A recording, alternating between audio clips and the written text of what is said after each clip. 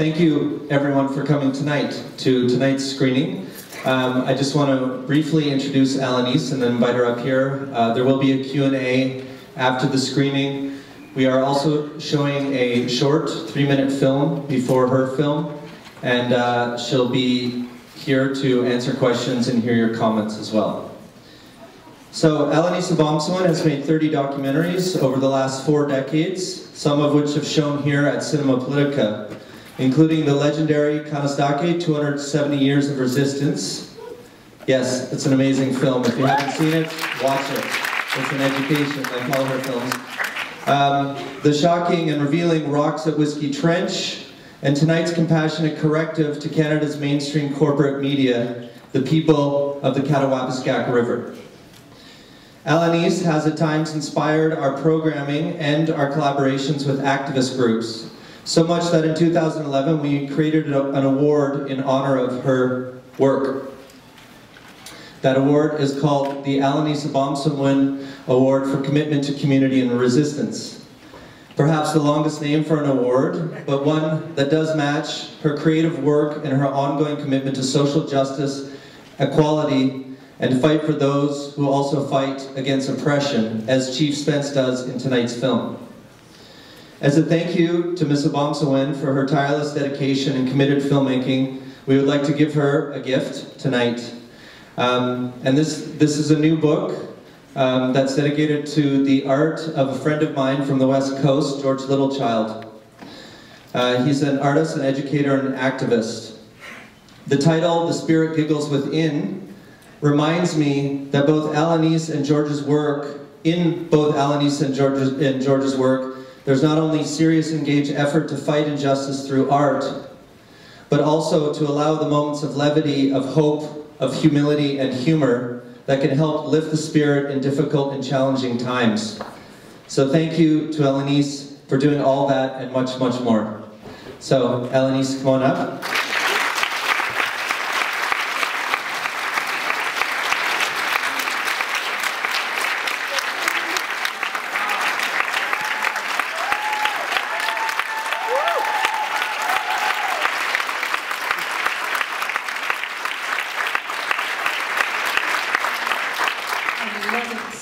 And I know this artist, and he's really wonderful. And a long time ago when I was singing, he wrote me a very special letter about this song that I had written. It's called Bush Lady. And I didn't know him then, but he wrote me a most moving letter after he had listened to my song. So I have a very special place in my heart for him. Thank you for being here. I won't talk much about the film. There's nothing worse when you know everything about the film before you look at it. But I will be there for questions after.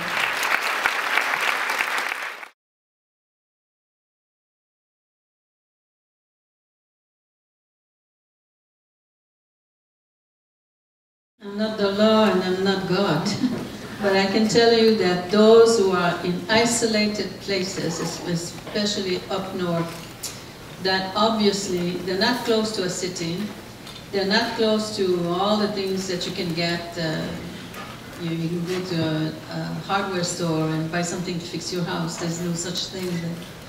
And I think that because of the isolation and because of the lack of services, lack of money, that people don't know about it. And for a long, long time, it's only lately that people are starting to find out what's going on and what is happening to all the different communities. Community that is close to a large city is very different. They have other kinds of services, they have other kinds of access, and they live differently. But obviously, the ones that are in isolation are in very poor condition, much more than the general situation.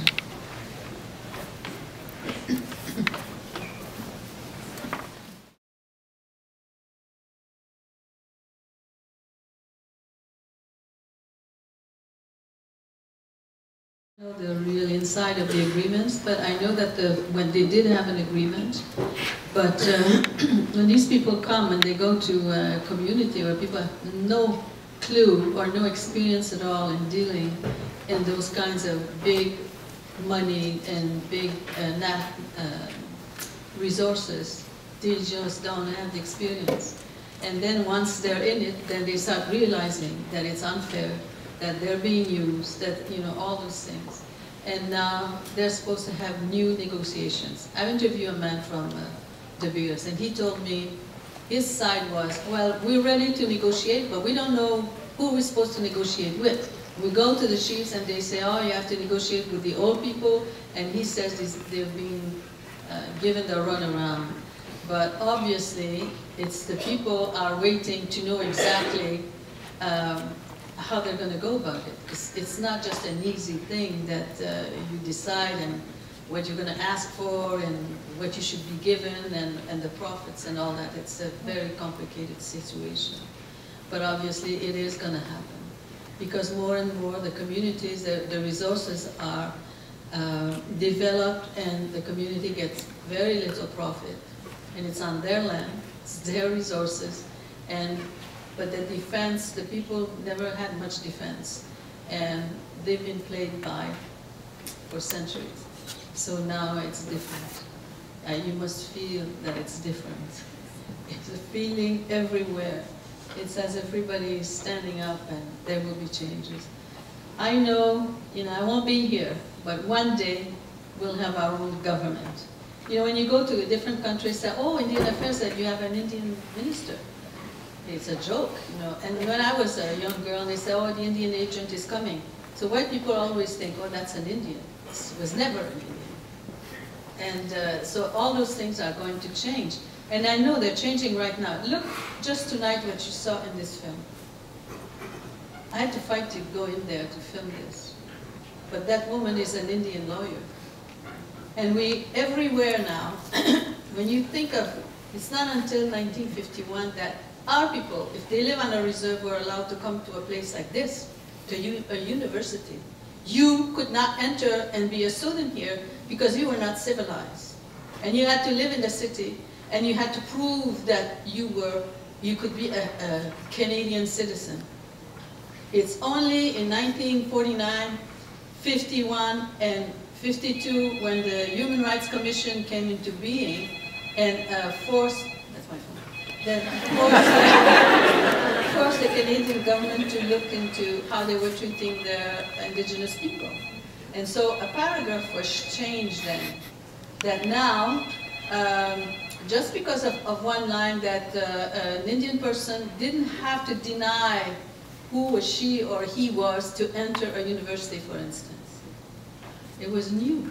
By the time 1960 came, we were made Canadian citizens, the first time in our own country.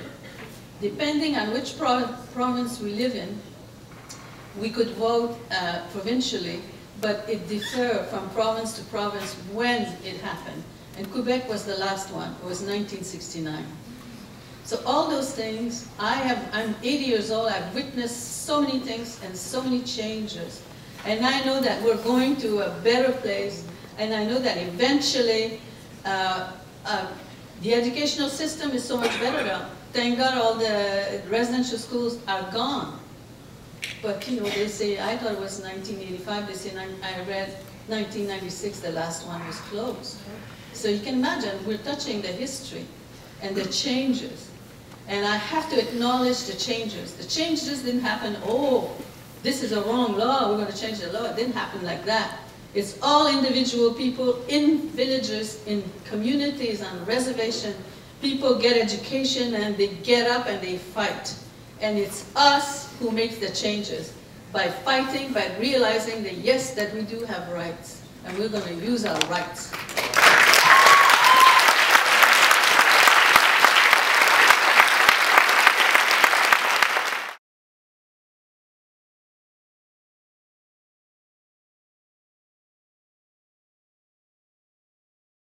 The government, the federal government is trying to do is renegotiate new treaties with a lot of communities, with a lot of nations, and they have done so, especially out west with different nations.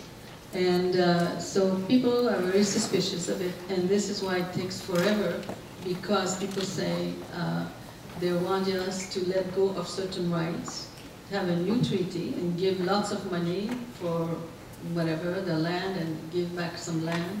But then it takes so long that a lot of that money goes to lawyers, and there's discontent and about what the negotiations are, what the government wants you to give up. They want the reserve to be developed like municipalities, for instance. And they say, after we give you, one case they say 6 years or 8 years, and in 8 years, you start taxing your people, like in the community. So a lot of people are against it.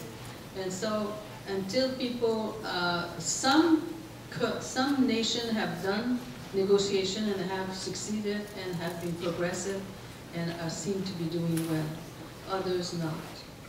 In the States, it's the same kind of thing. I heard of a nation where they negotiated a treaty and they were given a very large parcel of land back, which was their land.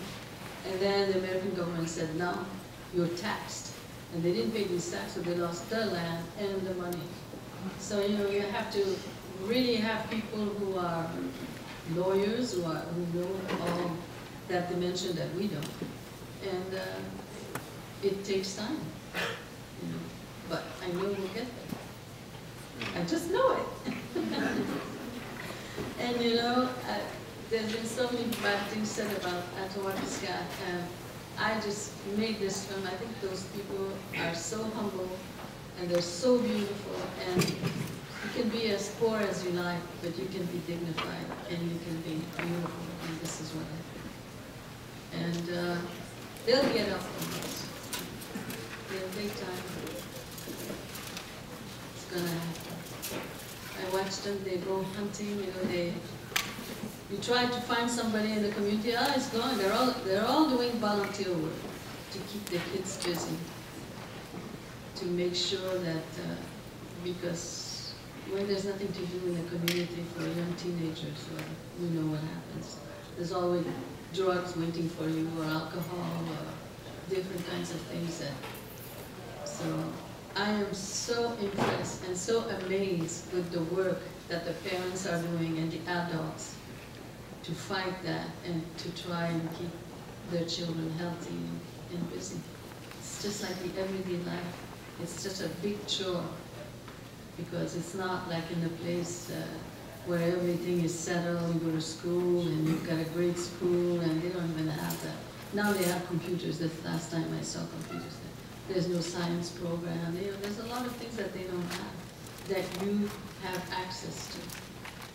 That is normal for any child to have a good education and to have access to all the services. They don't. They don't have it. They have to fight and fight for it. So, but I admire them, and I see that the soul of the people. Like, you know, a young girl who was 14 years old, she fought for a school there. 13 years ago, they had to demolish the school that was contaminated and people were getting sick, teachers and children. And they said, we'll give you a school in 2 years. It's 13 years. They're just now building it. But they're building it because of a huge fight that this young girl was 14 years old. She fought, and she could get no place with the government and Indian affairs. You know, where did she go?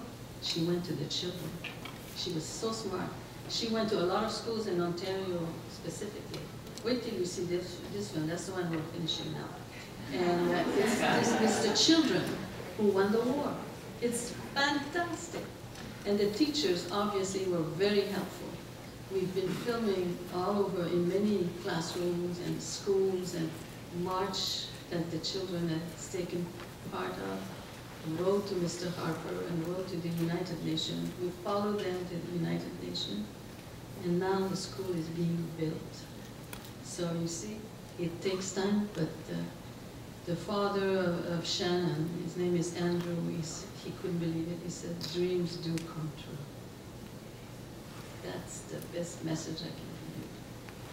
It's hard, but thank you for everyone that you have come here.